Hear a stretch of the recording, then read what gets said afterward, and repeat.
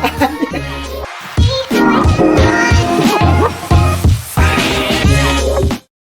and Assalamualaikum everyone. Welcome to our very first podcast from Cikgu TV.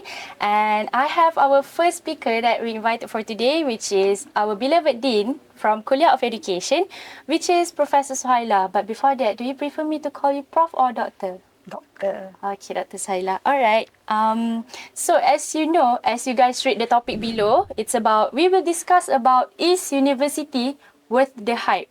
So, memandangkan pelajar lepasan SPM baru je lepas dapat result diorang, I think this can be a really good exposure untuk diorang tahulah macam mana about university and all.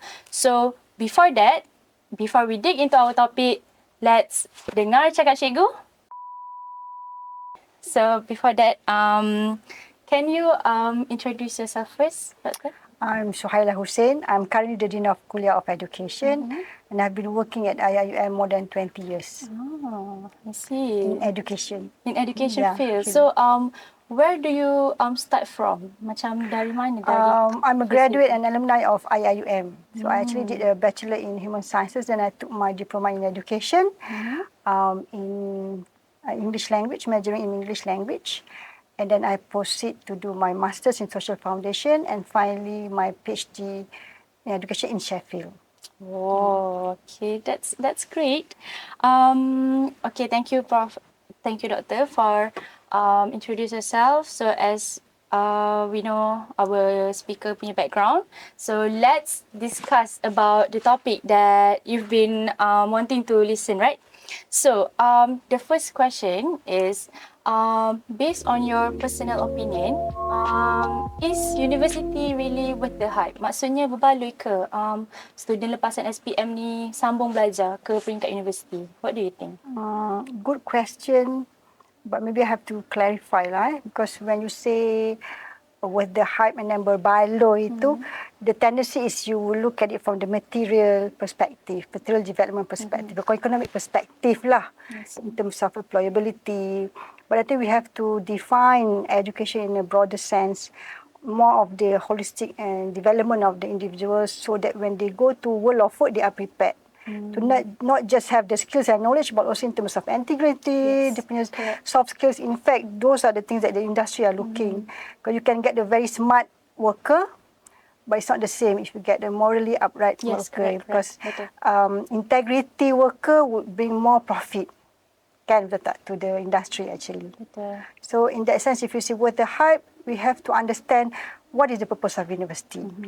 But just now you also mentioned about berbaloikah untuk mereka pergi ke universiti. We also need to understand that the university is not the only route for higher education. Especially in the current time, we have many routes for tertiary. We have TVET, we have different kinds of options that you have.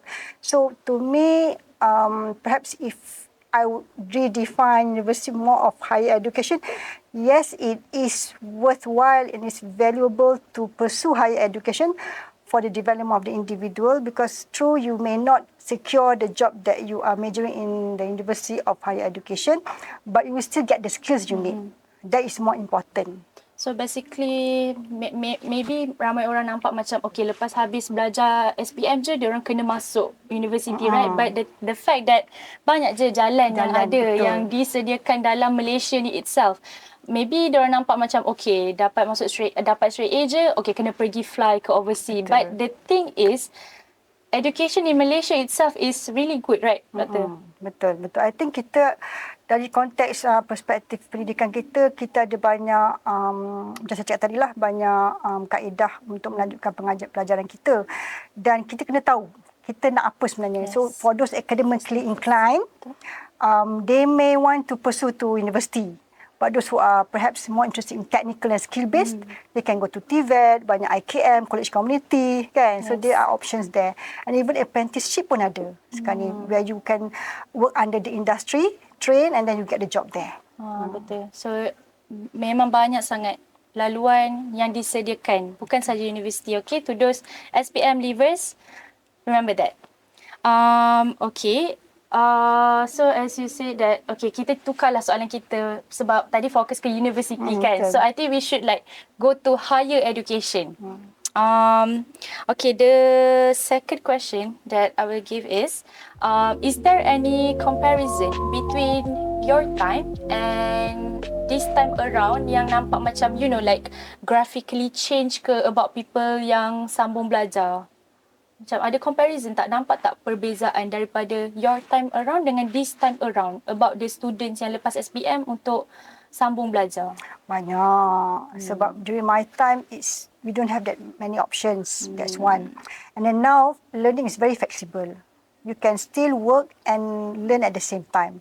So there are a lot of options. So definitely memang berbeza. In terms of social perspective pun lain. Kan dulu, parents are very much encouraging their children to go to university. Macam university tu macam milestone, you need to go lah. Kalau you pergi university, masuk university tu macam satu target tu you capai lah kan. Like indicator for success. But now that's not necessarily true kan. So there are other options. So it's how also you look at the context of education today. Even if you are working, for some cannot afford to pursue, they can still learn while working. Itu yang bagusnya konteks Malaysia sekarang, kita ada pelbagai option. Pilihan kita ada, cuma kena tahu saja. So memang adalah perubahan, ada perubahan, yes, banyak perubahan. Macam yelah dulu parents dia macam rigid tau. Nampak macam okay, bidang-bidang yang ni je yang akan, yelah diorang fikir kalau anak diorang dapat gaji yang tinggi, you know, yang boleh macam help them bila diorang dah berusia nanti. So diorang just nak okay, sambung certain courses. Padahal ada nowadays that we have IT courses yang make a lot of money kan. I think macam tu lah, parents nowadays need to be enlightened about certain macam courses yang program yang provide kan banyak-banyak benda lah. Option. Yes, betul. So if we want to say that orang dulu dengan orang sekarang, what would they like? What would they think of kalau orang dulu ni tengok orang sekarang ni macam mana? Macam apa yang diorang akan cakap kalau dulu zamannya macam ni, zaman sekarang what would they say? Be difficult for them to accept. Definitely lah. Sebab kita sekarang ni kalau tengok learning pun, they can do hybrid kan. And even many people are learning through YouTube sahaja or Coursera kan, course online sahaja. And you still can get the skills kan, except for certain program lah where you have to be physically there present. So I think it would be a little bit difficult, but like you said lah, maybe ancient people like me, we have to adapt. We have to adapt, right? And parents, I think they really need to understand that doesn't mean that you go to university, you get a very class and high paid job compared if you go to polytechnic contohnya. Betul. Or IKM contohnya, like it's a substandard. That's not true. Macam ada skeptical mindset kan. Kalau okay, dapat masuk IPTA ni okay, anak dia pandai. Masuk IPTS, masuk polyteknik dah macam malu. I think that's why we as parents, we have to identify your children's inclination apa. Ada academically inclined atau ada more towards skill or technical. So for those yang lebih kepada skill and technical, jangan paksa pergi universiti, because university is very academic kan. Yes. So you have other options. The thing is we want to gilap dia punya bakat. Betul. Itu yang paling penting. So kita kena tahu talent dia kat mana. Betul. So as a parents, kena kenal anak tu betul-betul kan. But I think now in most schools, they provide this career counselling. So students should be able to identify what are their strength. And then sekolah pun buat psychometric kan. Apart from SPM, even if PSR, you buat psychometric. So that should be a good measurement to help the students identify their interest or career interest. Betul. So that could also help them. What do you think that if contohlah parents dia nak benda lain and then dia pula nak benda lain, macam mana macam dia boleh convincekan parents dia untuk dia stay strong. Macam stay strong dengan dia punya stand tu. I think the first thing that is dia kena explain why dia nak benda tu. But sometimes parents may think that my daughter or my son may not understand well because I dah makan garam dulu, kan? Betul tak? Betul tak? So maybe dia akan rasa, oh anak I tak tahu. But that's where you have to actually discuss lah. To what extent do you know about the program yang you minat tu, kerja yang you nak minat tu. So because then only you can convince your parents that you do know what you want to do. You are convinced and you confident, you tahu apa you nak buat. Itu yang penting lah. So to parents out there, listen to your kids. like Oops. like they know, maybe they don't know what they want, but maybe if they have a way, you can guide. Yes. Not that if they have a way, you halang terus. Cannot. Betul. You have to guide untuk diorang tahu macam, okay, betul ke ni jalan yang you betul-betul nak.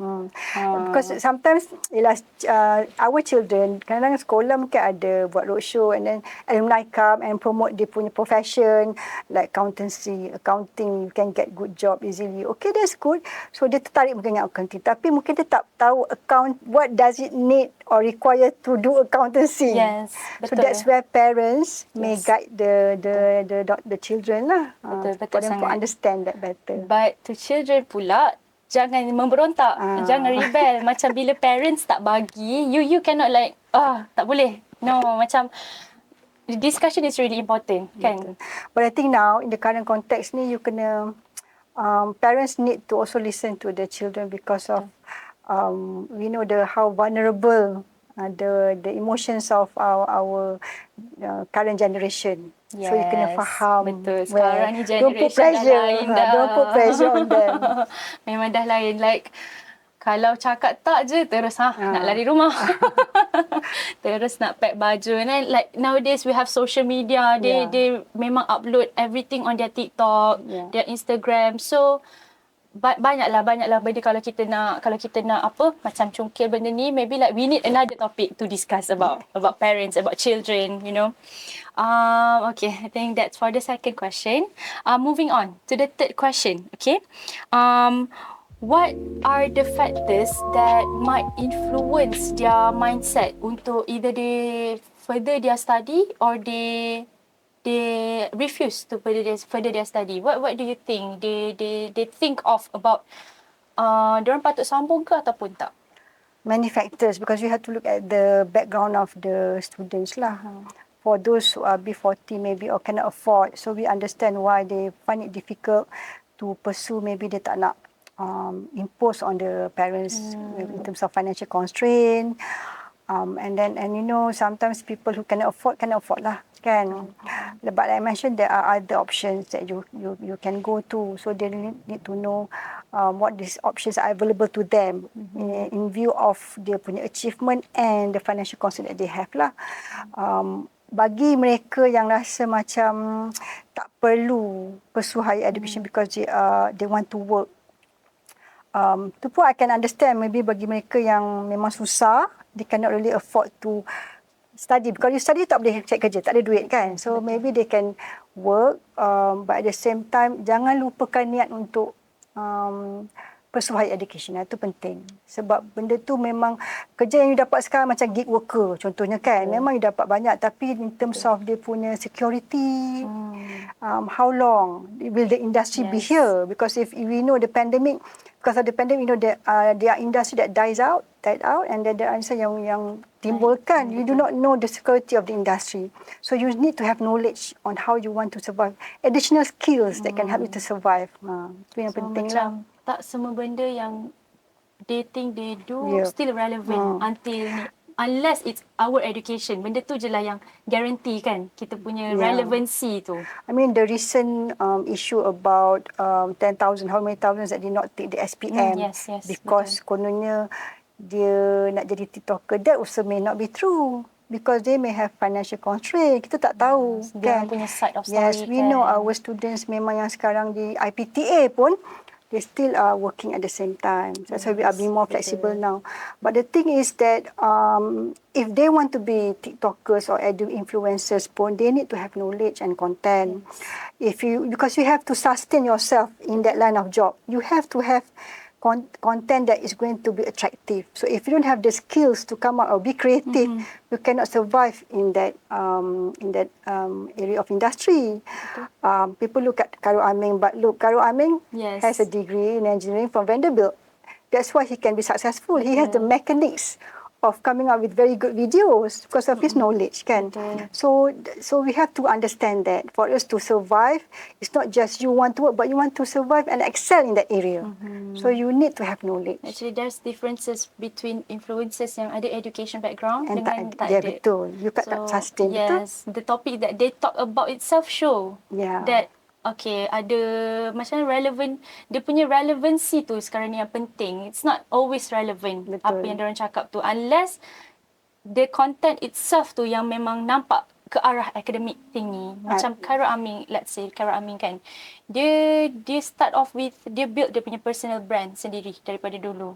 Sampai sekarang, bila dah lama-lama baru dia famous sebab dia punya education background itself. So he knows what's next, what to do Yes, next. dia plan. Kena ada idea, kan? Yeah, plan. Dia punya planning So tu. I think the thing is perbezaannya lah bila kita ada ilmu pengetahuan tu yang penting kita akan buat sesuatu perkara yang boleh memberi manfaat pada orang lain. Itu yang paling penting lah. Kita kena beri manfaat pada masyarakat kita. Macam mana kita nak bina, kan?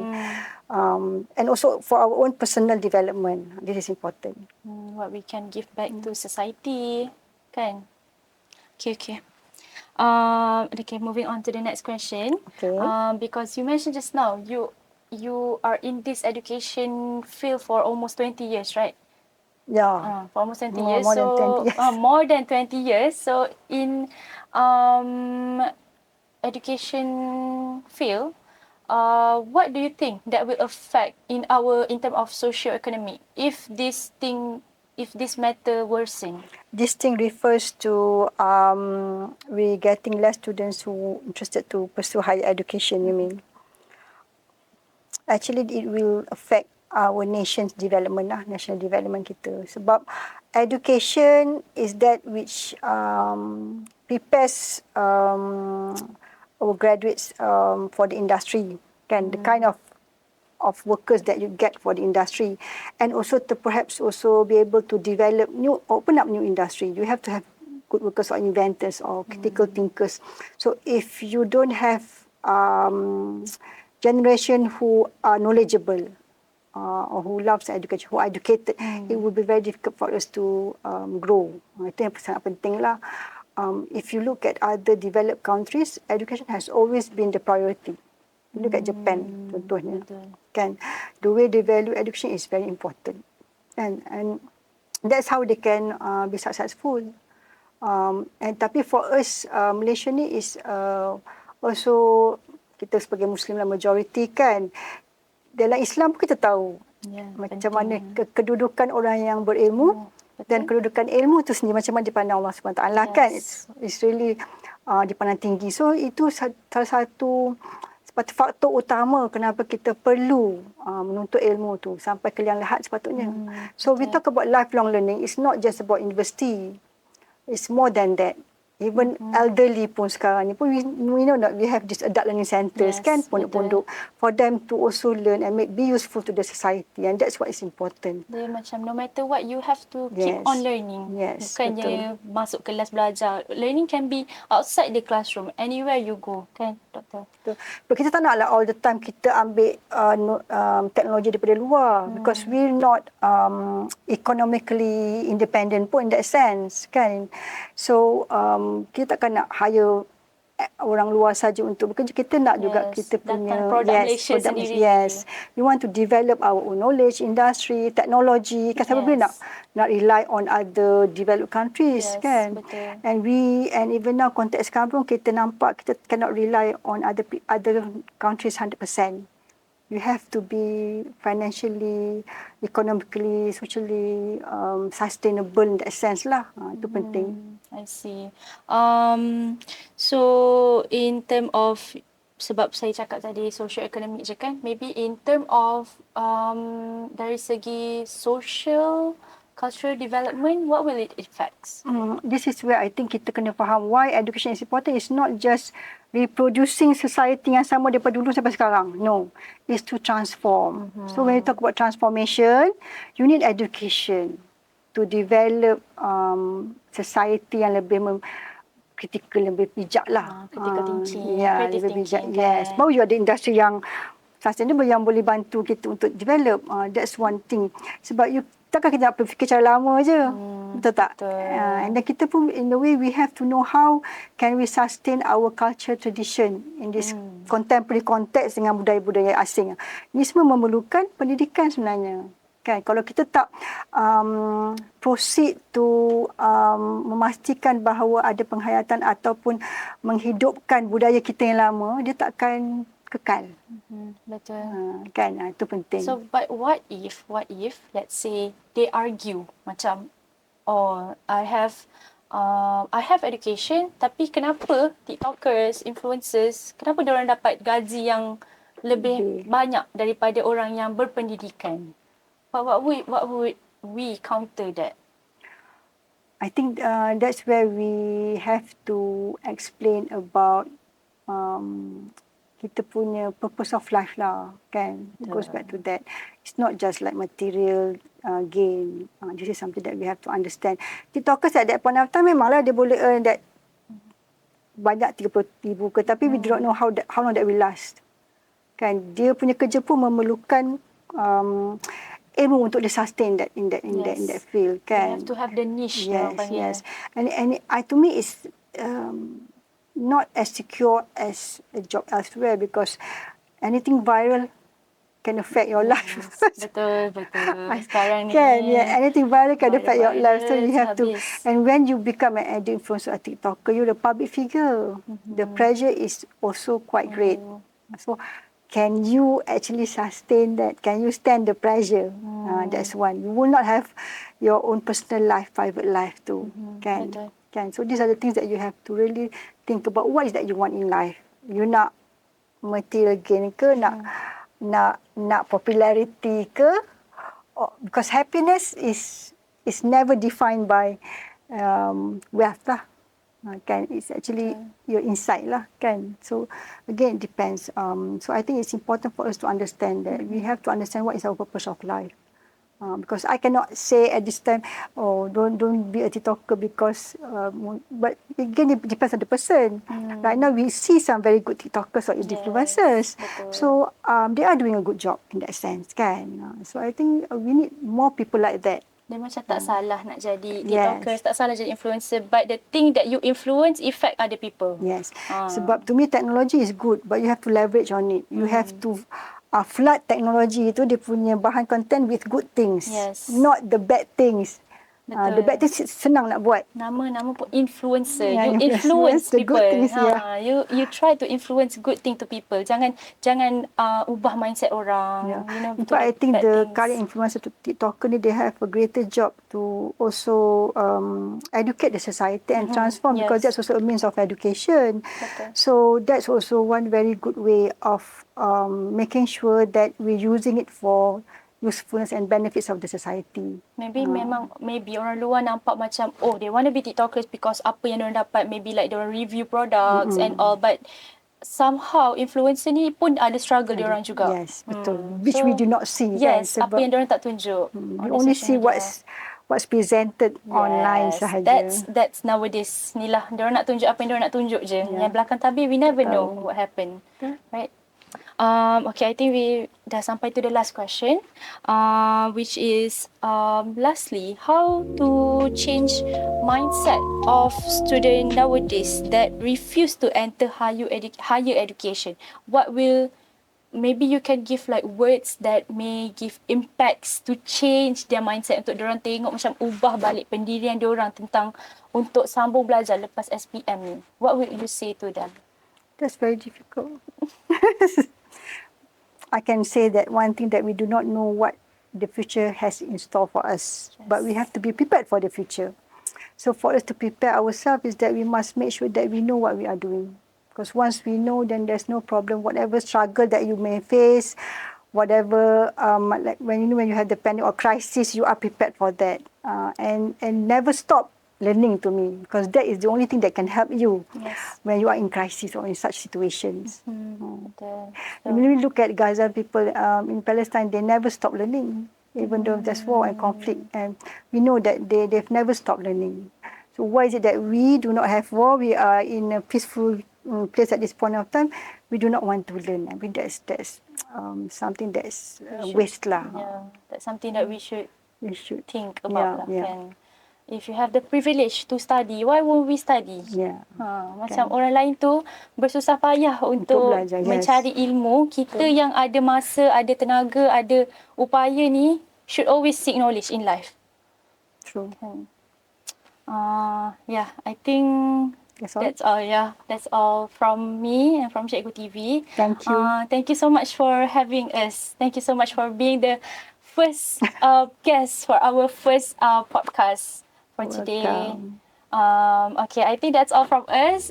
Thank you so much for those who listen. I hope you guys gain knowledge from this series, from this episode. And do not forget to subscribe, follow, like, and share, and comment what should we talk about for our next episode. Okay, bye.